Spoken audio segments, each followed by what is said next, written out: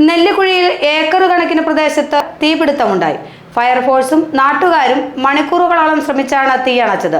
വീടുകളിലേക്ക് തീ വ്യാപിക്കാതിരുന്നതാണ് ആശ്വാസമായത്. നെല്ലിക്കുഴി കമ്പനിപ്പടിയിൽ 3 പേരുടെ ഉടമസ്ഥതയിലുള്ള പറമ്പിലാണ് ബുധനാഴ്ച രാത്രി തീ പടർന്നത്. കുറ്റിക്കാടുകളും പുൽപ്പടർപ്പുകളും നിറഞ്ഞ ഏക്കർ കണക്കിന് ഭാഗത്ത് തീ വ്യാപിച്ചു.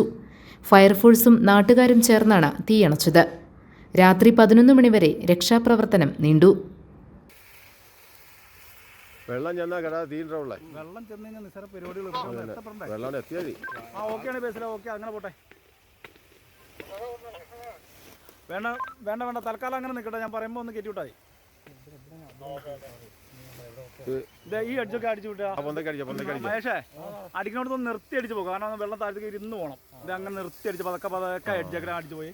അങ്ങോട്ട് അടിക്കണ്ട. ഇവിടെ ഈ അടിച്ചടിച്ചാൽ ഇത് അങ്ങനെ ആ അടിച്ചടിച്ചാൽ എന്നാ അങ്ങോട്ട് നമുക്ക് ഓസ് ഇട്ടിട്ട് അടിച്ചാലാണ് അവിടെ തീരുള്ളൂ. പ്രഷർ കൂട്ടണ്ട. നമുക്ക് ഓസ് ഇട്ടിട്ട് അടിക്കാം. ഓഫ് ചെയ്യാൻ ബേസിലെ ഓഫ് ചെയ്തേ. ഈ സ്ഥലത്തിന് സമീപത്ത് ജനവാസ മേഖലകളും ഉണ്ട്. ഇവിടേക്ക് തീ പടരുന്നത് തടഞ്ഞതിനാലാണ് വലിയ നാശനഷ്ടം ഒഴിവായത്.